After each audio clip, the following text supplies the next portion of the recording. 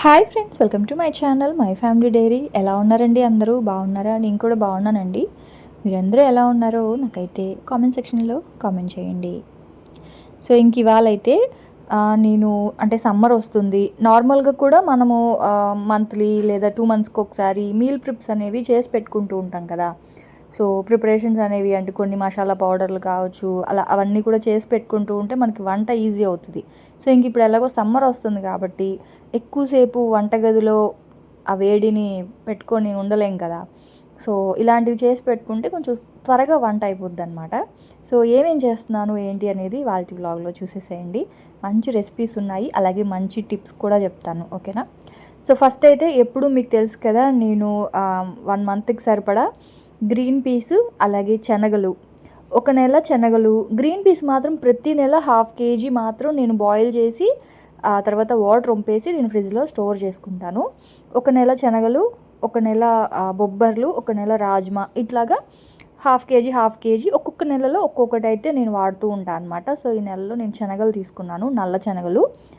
So కాబులి చెన్న ఏంటి అంటే ఎప్పుడైనా స్పెషల్గా కర్రీ చేసేటప్పుడు మాత్రమే కాబులి చెన్న వాడతాను, కానీ రెగ్యులర్గా మాత్రం ఈ బ్లాక్ చెన్నానే వాడతాను అనమాట. సో అవన్నీ కూడా ముందు రోజు నైటే నానబెట్టేశాను. ఇంకా అవన్నీ కూడా కుక్కర్లో పెట్టేసా. మరీ మెత్తగా ఉడకపెట్టకూడదండి, ఒక 2 విజిల్స్ అలా పెట్టేస్తే చాలు. సో అవైతే ఉడుకుతూ ఉన్నాయి. అయితే ఇంకా సమ్మర్ వస్తుంది, హాలిడేస్ కూడా వస్తున్నాయి కాబట్టి ఇంక ఇంట్లో పిల్లలు ఉంటే ఏదో ఒక స్నాక్స్ అయితే అడుగుతూనే ఉంటారు కదా. సో ఇప్పుడు నేను చూపించే స్నాక్ అనేది కనుక చేసి పెట్టుకుంటే చూడండి, మనకి బయట డీమార్ట్లో లేకపోతే ఏదైనా నేషనల్ మార్ట్, ఇలా మార్ట్స్లో ఎక్కువగా ఇవి ఉంటాయి. చీజ్ బాల్స్ అని, పొటాటో బాల్స్ అని, నగెట్స్ అని, చికెన్ నగెట్స్ అని, ఇట్లాంటివన్నీ ఉంటాయి కదా.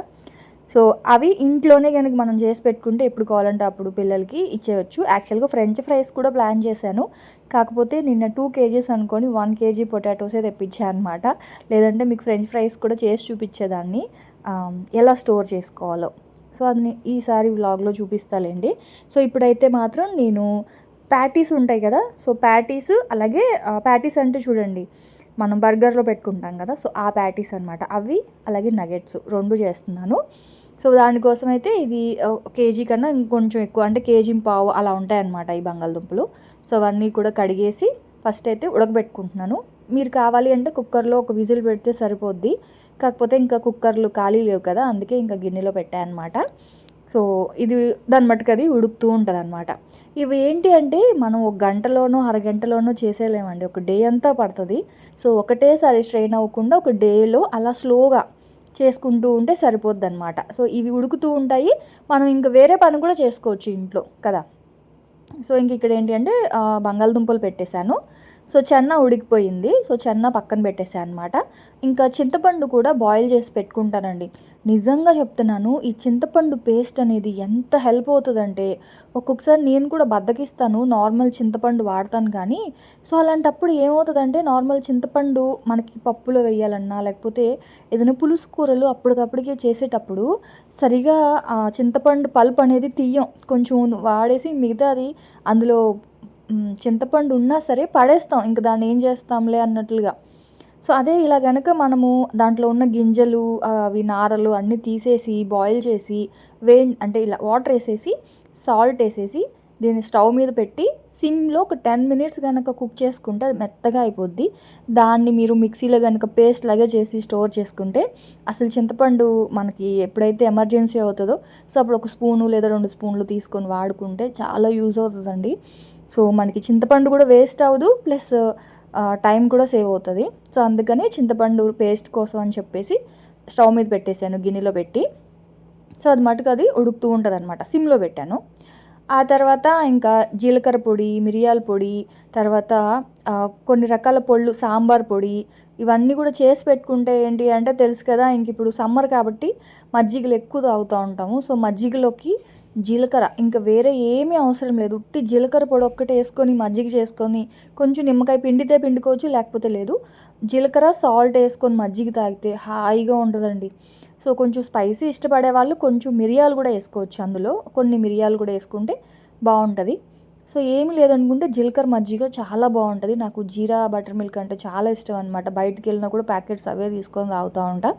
అదే కాదు, ఇంకా వంటలకు కూడా అన్నిటికీ జీలకర్ర పొడి ఉంటే బాగా యూజ్ అవుద్ది కదా అని చెప్పి సో 200 గ్రామ్స్ ప్యాకెట్ అది.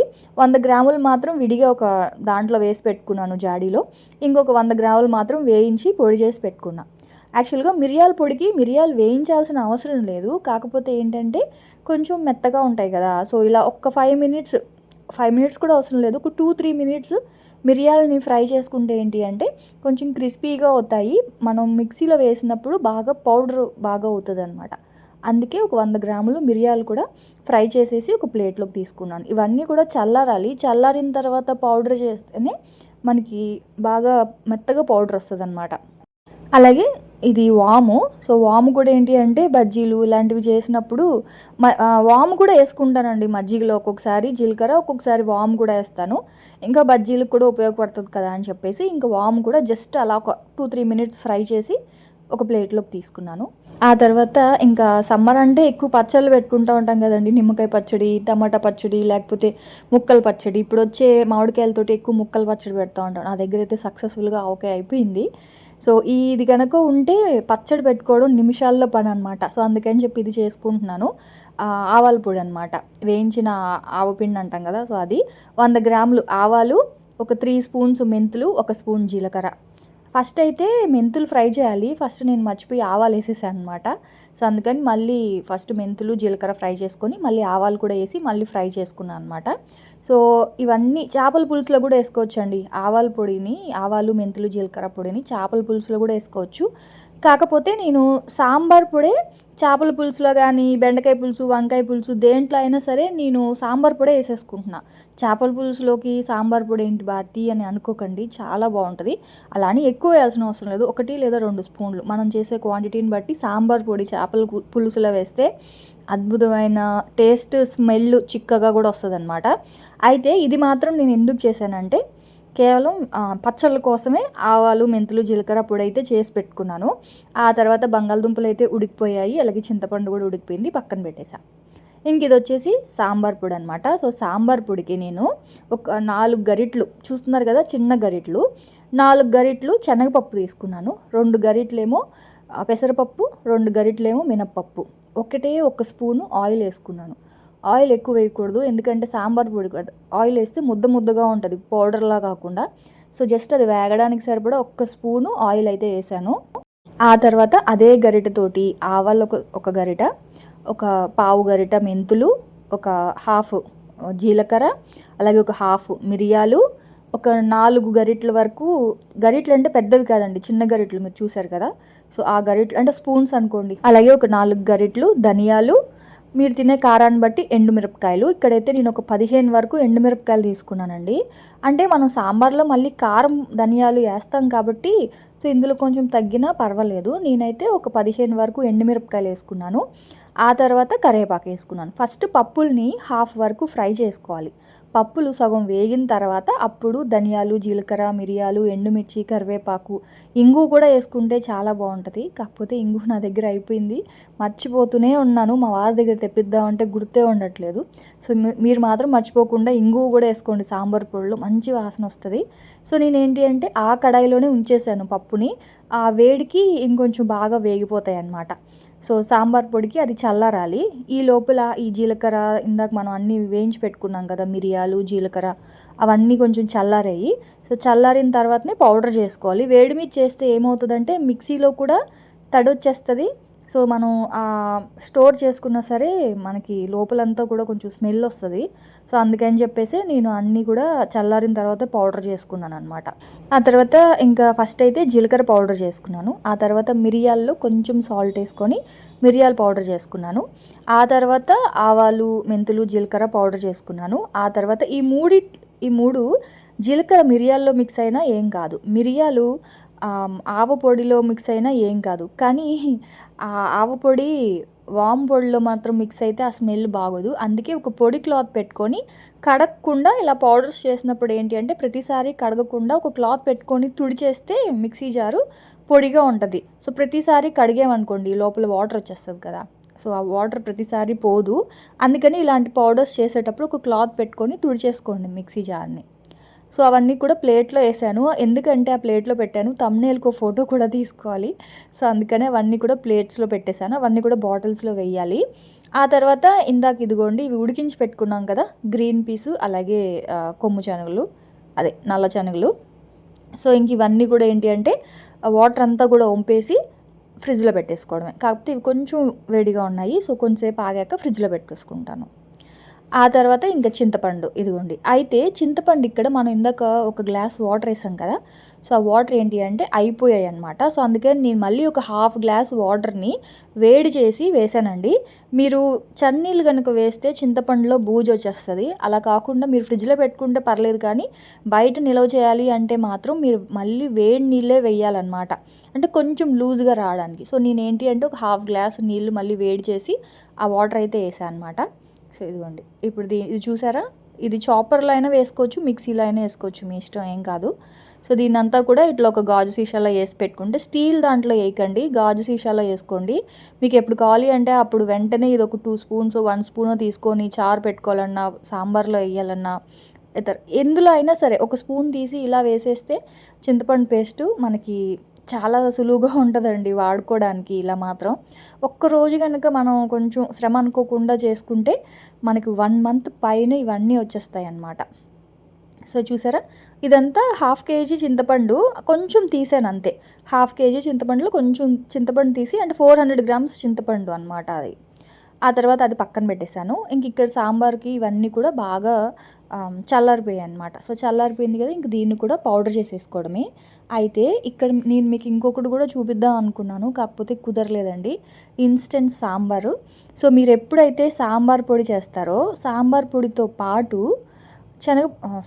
కందిపప్పు ఉంటుంది కదా, సో కందిపప్పును కూడా మంచిగా దోరగా వేయించి పౌడర్ చేసి పెట్టేసుకోండి.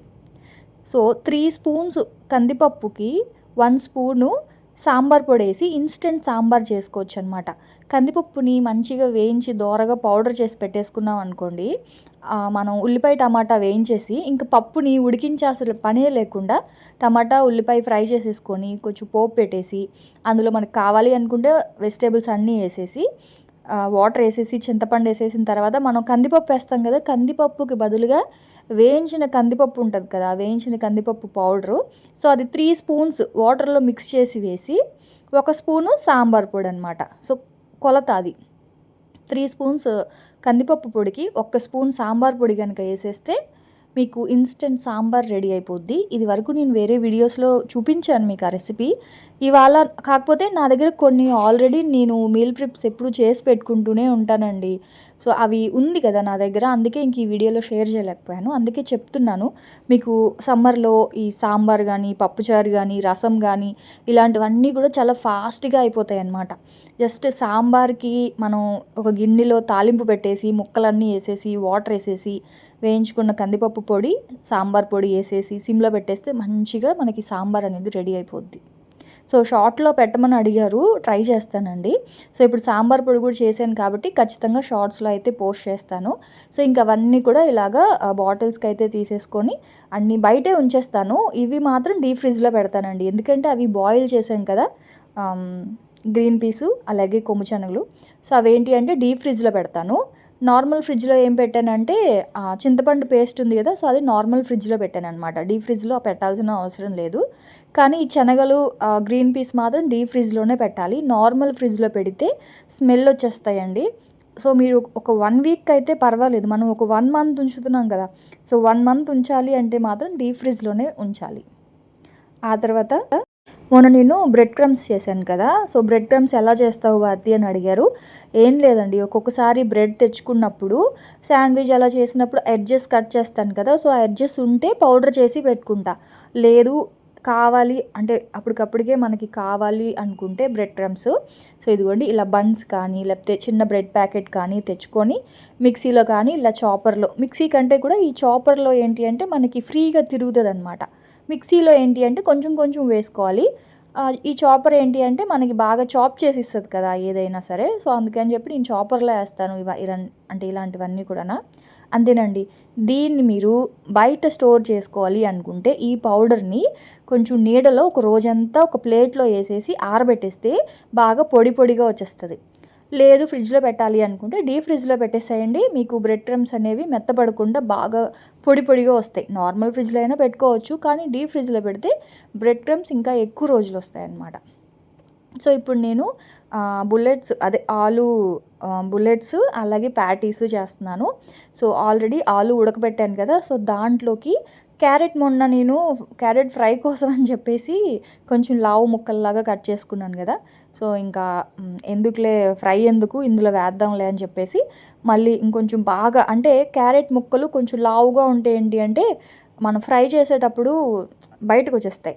అలా కాకుండా చూసారా, ఇలా రవ్వలాగా కనుక చాప్ చేసేసుకున్నాం అనుకోండి, మనం బాల్ చేసేటప్పుడు కూడా బాగుంటాయి అన్నమాట. సో అందులో నేను ఇంకా కారం వేయకుండా పచ్చిమిరపకాయలు వేసుకున్నాను, ఒక 4-5 పచ్చిమిరపకాయలు. మీరు పిల్లలు తినే కారాన్ని బట్టి క్యారెట్ అలాగే పచ్చిమిరపకాయలు. కావాలి అంటే మీరు కాలీఫ్లవర్, క్యాబేజు, బీన్స్ ఇలాంటివి కూడా వేసుకోవచ్చు అండి. యాక్చువల్గా అనుకున్నాను, కాకపోతే క్యాబేజీ అయిపోయిందన్న సంగతి చేసేటప్పుడే గుర్తొచ్చింది. ఇంకా క్యారెట్ ఒకటే ఉంటే క్యారెట్ ఒకటే వేసా, క్యాబేజీ అయితే వేయలేదు. మీరు క్యాబేజీ కూడా వేసుకోండి. ఆనియన్ వేయలేదు. ఆనియన్ ఎందుకు వేయలేదంటే మనం స్టోర్ చేస్తున్నాం కదా, సో ఆనియన్ వేస్తే ఏంటి అంటే వాటర్ వచ్చేస్తాయేమో, ఎందుకు వచ్చిందిలే అని ఇంకా ఆనియన్ అయితే వేయలేదు. సో ఇంకా ఆ తర్వాత అవి పక్కన పెట్టేసి బంగాళదుంపలు అయితే ఇలా పైన అంతా కూడా స్కిన్ తీసేసాను. నేను ఎందుకు సపరేట్ చేశానంటే కొన్ని గ్రీన్ పీస్, అందులో కొన్ని బంగాళదుంపలు వేసాను కదా, పానీపూరి అనమాట. సో గ్రీన్ పీస్ ఎప్పుడు ఉడకబెట్టినా సరే ఖచ్చితంగా ఆ రోజు ఈవినింగ్ పానీపూరి అయితే కంపల్సరీ ఉంటుంది. సో అది పానీపూరి కోసము అది పక్కన పెట్టేసా. ఈ పక్కన పెట్టిన ఈ బంగాళదుంపలు మాత్రం ప్యాటీస్కి అలాగే బుల్లెట్స్కి. సో ఆలు చూసారా, చేత్తో ఇలా నలుపుతున్నానని ఏమీ అనుకోవద్దు, నేనైతే నీట్గా హ్యాండ్ వాష్ చేసుకున్నాను. సో బంగాళదుంపలను అయితే మాత్రం నీట్గా అలా మెత్తగా మ్యాష్ చేసేసేయాలి. ఆ తర్వాత ఇందాక మనం చాప్ చేసుకున్న పచ్చిమిర్చి, క్యారెట్ అదంతా కూడా అందులో వేసేసి, ఇది మనం 1 మంత్ అయినా సరే 2 మంత్స్ అయినా కూడా ఫ్రిడ్జ్లో పెట్టుకోవచ్చు, డీప్ ఫ్రిడ్జ్లో ఏం కాదు. సో అదంతా వేసేసాను. అల్లం వెల్లుల్లి పేస్ట్ వేసాను, అలాగే ఉప్పు, మిరియాల పొడి. ఇందులో వేసే సీజనింగ్ అనేది మీ ఇష్టం. ఇవాళ నేను కొంచెం ఇటాలియన్ సీజనింగ్ వేస్తున్నాను. సో మిక్స్డ్ హర్బ్స్ ఉంటాయి కదా, సో మిక్స్డ్ హర్బ్స్, మిరియాలు, అలాగే చిల్లీ ఫ్లేక్స్ కూడా వేయొచ్చు. కాకపోతే చిల్లీ ఫ్లేక్స్ మర్చిపోయానండి, చిల్లీ ఫ్లేక్స్ కూడా చేసి పెట్టుకుందాం అనుకున్నాను, అది మర్చిపోయాను అనమాట. తీరా ఆ రెసిపీ చేసేటప్పుడు గుర్తొచ్చింది. సరేలే అని చెప్పి ఇంక పచ్చిమిరపకాయలు వేసాను అనమాట, లేట్ అయిపోద్ది కదా అందుకని ఇంక పచ్చిమిరపకాయలు వేసాను. సో అల్లం వెల్లుల్లి పేస్ట్, ఆ తర్వాత ఉప్పు అన్నీ వేసేసి, మీరు కావాలి అనుకుంటే కార్న్ఫ్లవర్, మైదా ఏదైనా వేసుకోవచ్చు, కానీ నేనైతే గోధుమ పిండి వేసాను. ఎక్కువ వేయకూడదు పిండిని, సో చూసుకొని వేసుకోండి, 2 స్పూన్సా 3 స్పూన్సా అని చెప్పి. సో బైండింగ్కి ఎంతైతే సరిపోతుందో అంత, అసలు అందులో వాటర్ ఏమి ఉండకూడదు, అప్పుడైతే మనకి ఎక్కువ పిండి పట్టదనమాట. సో నేనైతే ఒక 3-4 స్పూన్స్ అలా వేసుకున్నాను. వేసుకున్న తర్వాత మీరు కొంచెం కొత్తిమీర కూడా వేసుకోవచ్చు, బాగుంటుంది. సో ఇంకా ఆలు బుల్లెట్స్ లాగా చేసేసుకోవాలి. మొన్న అరటికాయతో చేశాను కదా బుల్లెట్స్, సో పిల్లలు బాగా ఇష్టంగా తిన్నారు. సో అందుకని చెప్పి ఇంకా మళ్ళీ ఆలుతో చేశాను అనమాట.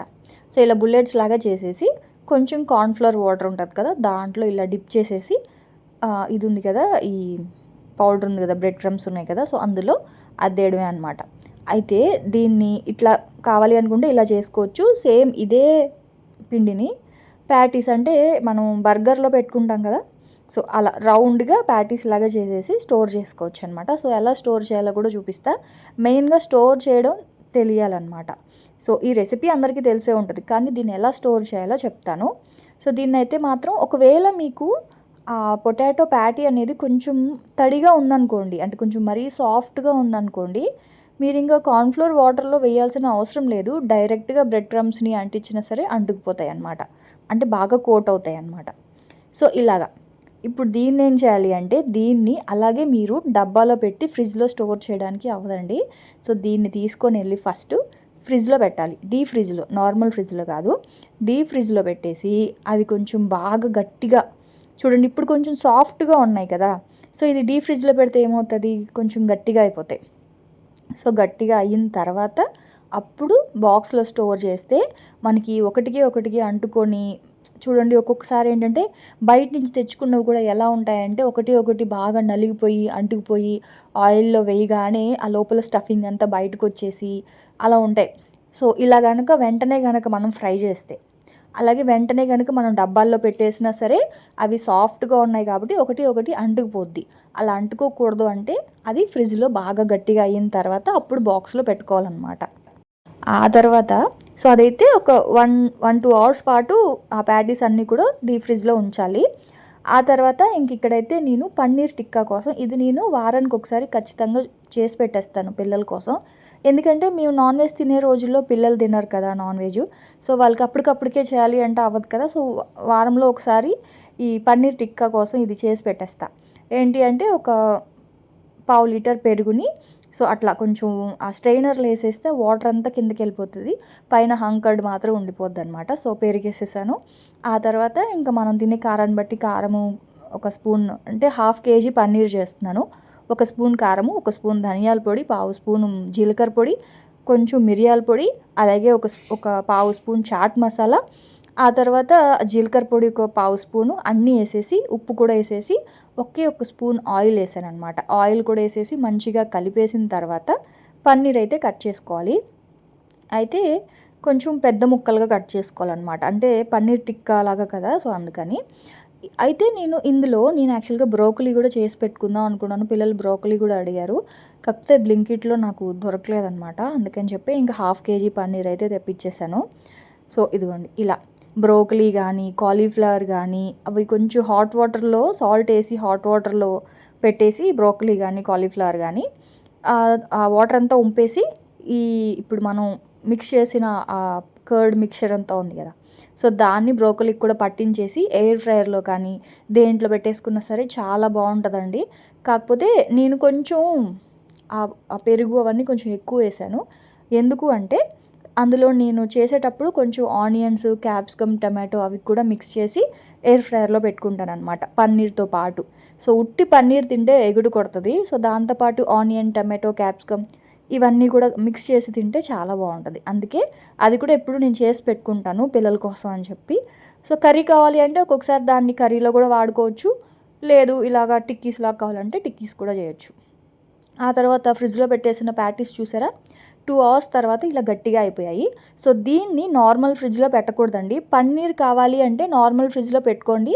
1 వీక్ అయినా మీకు ఏం పాడవదు పన్నీర్ టిక్కా. కానీ ఆ ప్యాటీస్ ఉన్నాయి కదా, సో అవి మాత్రం డీప్ ఫ్రిడ్జ్లోనే ఉంచాలి. నార్మల్ ఫ్రిడ్జ్లో పెడితే మాత్రం పాడైపోతాయి, మెత్తగా అయిపోతాయి అన్నమాట. సో అసలు అంటే అప్పటికప్పటికే ఫ్రై చేసుకోవడానికి బాగుంటాయేమో కానీ మనకి లాంగ్ టర్మ్లో అవి ఫ్రై చేసుకోవడానికి పనికిరావు, స్మెల్ కూడా వచ్చేస్తాయి. సో ఎక్కువ రోజులు మనం ఏది నిల్వ చేయాలన్నా సరే డీప్ ఫ్రిడ్జ్లోనే పెట్టుకోవాలండి.